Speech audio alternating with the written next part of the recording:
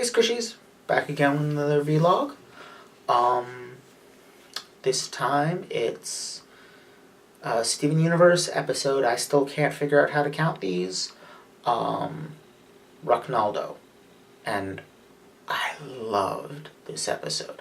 I never thought I was going to love a Ronaldo-focused episode. But you know what? I dislike Ronaldo as a person. I love him as a character. Because he is everything wrong with fandom. Incarnate. He is every problem that fandom has crammed into one individual, and it's amazing.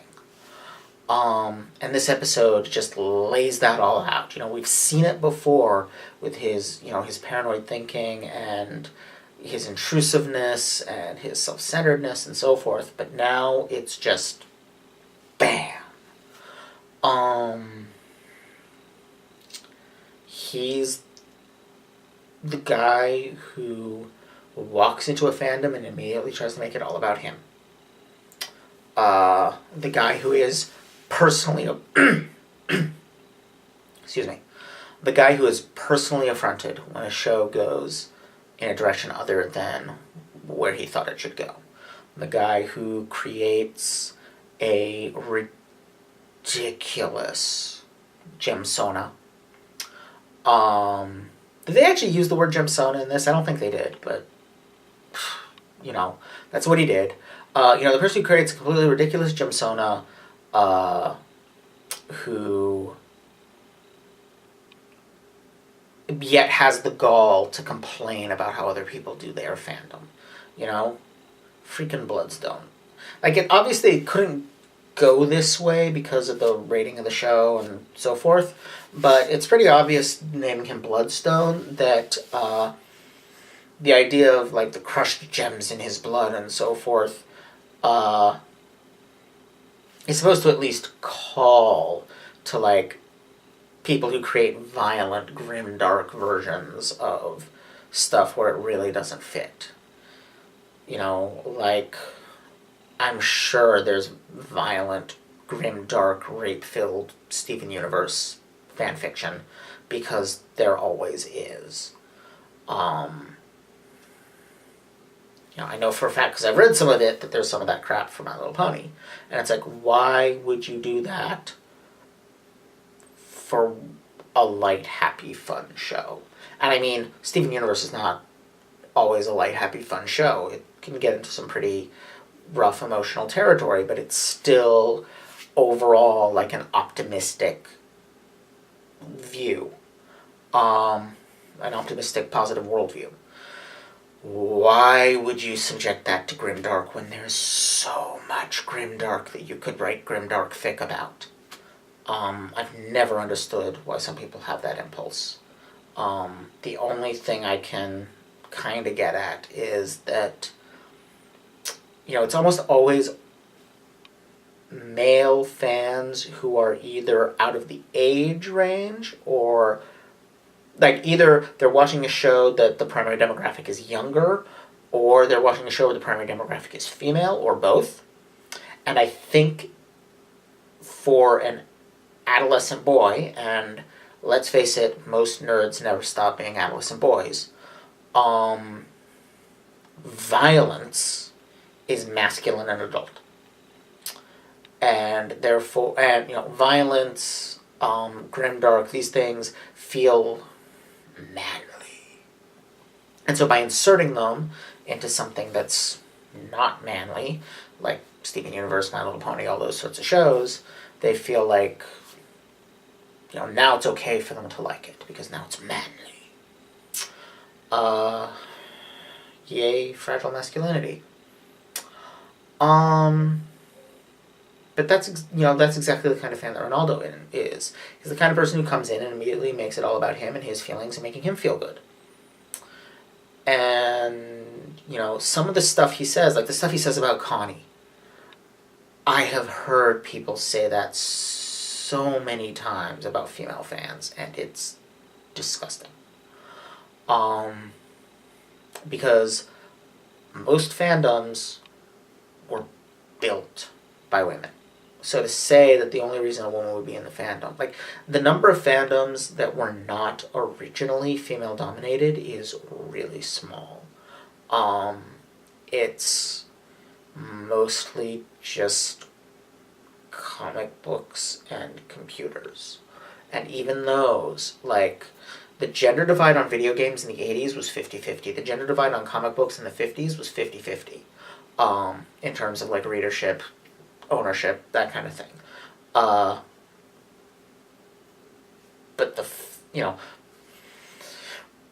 what happens again, like what happened with the Star Trek fandom. Star Trek Star Trek fandom in the 60s and 70s and into the 80s was overwhelmingly run by women.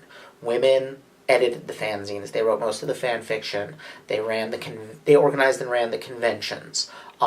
Everything was done by women, and the fandom was majority women up until the 80s, when there had been all along this kind of push to try to pretend that it was majority male fandom right from the start, because NBC, when they were airing it, wanted male fans because they wanted science and tech companies to advertise during Star Trek. That's the advertisers they were going after, so they wanted men to watch it, or they wanted to create the impression that men wanted it. So even though a woman organized the letter writing campaign that saved Star Trek when it was going to be canceled at the end of its second season, that was organized by women. Most of the people writing letters were women. Most of the people watching the show were women. But NBC carefully massaged news media to make it seem like it was overwhelmingly male engineering students on college campuses that were watching the show and writing in to save it. The people we today think of as nerds. That it was a nerd show because that's who they wanted advertising, was people who sold nerd products. And that continued down, the internet. The early adopters of the internet were mostly male. And that is really what created this myth of, like, as being a male thing. Because men dominated the early internet, they were able to act as gatekeepers, they were able to impose. Basically, the computer fandom was able to impose their way of doing things, their attitudes on all fandoms, because they controlled access to the internet in 1993. And so they kind of got to define what online fandom was. And even then, they really didn't. They kind of defined the way online fandom talks, but most fan fiction is still written by women. Most fan sites are still run by women. So,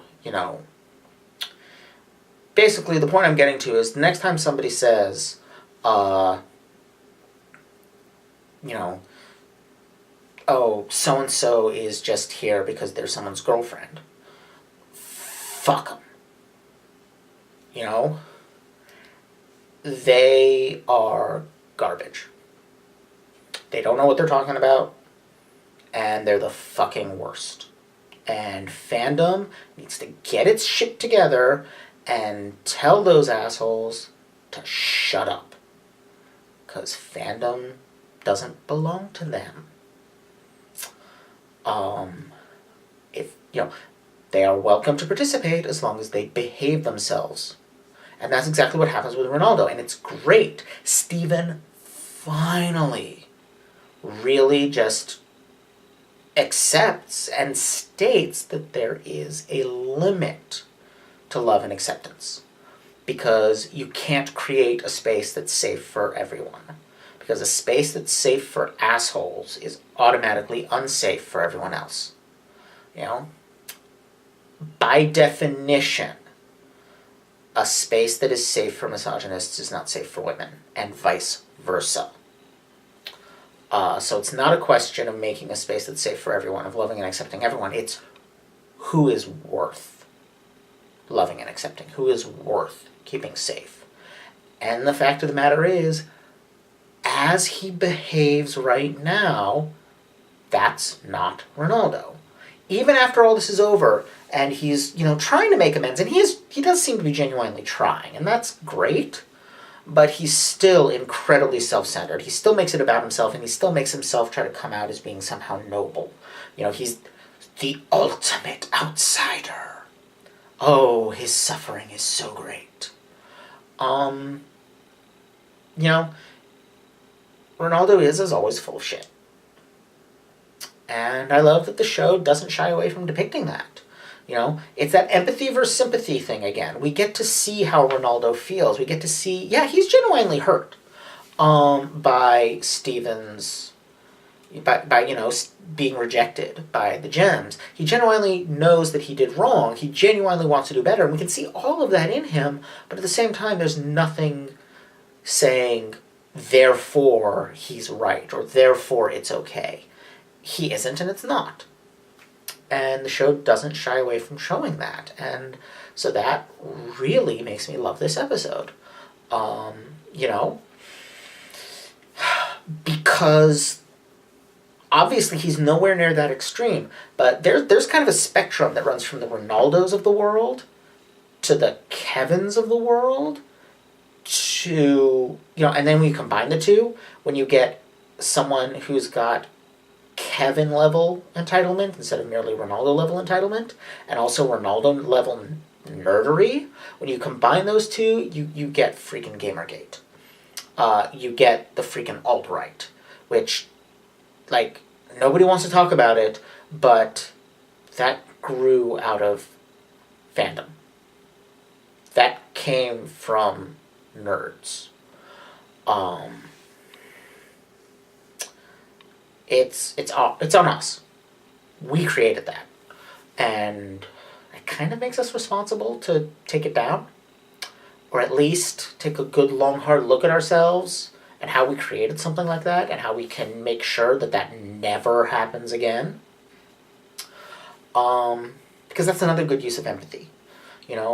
Some movements, some attitudes, some modes of thinking, you need to empathize with them and understand them so that you can salt the earth where they grew.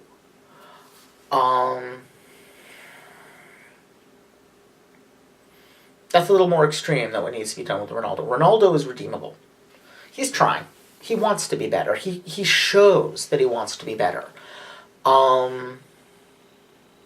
But he's still got to do the work, and he's still got to find a way to get over himself. And that's probably the biggest challenge for Ronaldo is, he's an entitled older white dude coming into a, insofar as Steven represents, Steven and Connie represent the established fan, they're kids. He's, if not an adult, at least late teens. This is an older adult man coming in to a fandom meant for children. He has a responsibility to make sure that he doesn't take it over. And I say this as somebody who's an older adult, an adult white dude talking about Steven Universe, and it's something that I try to be conscious of, I mean, I don't engage that much with the fandom, but I'm very aware of the very real danger of turning the fandom into a place that is not that is not a safe place for the people that the show's for. Because I watched it happen in real time with My Little Pony. My niece loves My Little Pony. And I would not allow her anywhere near a brony convention.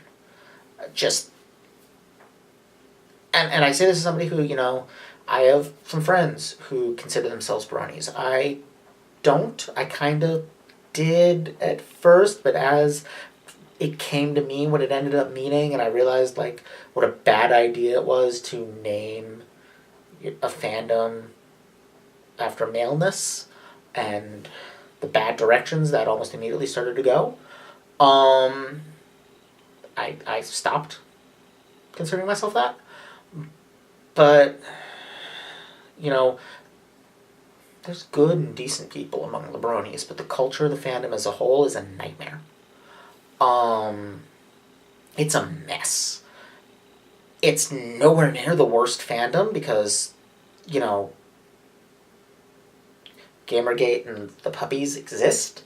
So, like, gamers have firmly and solidly established a stratospheric bar for worst fandom because you need to actually produce, in order to be the worst fandom at this point, you need to produce actual terrorists.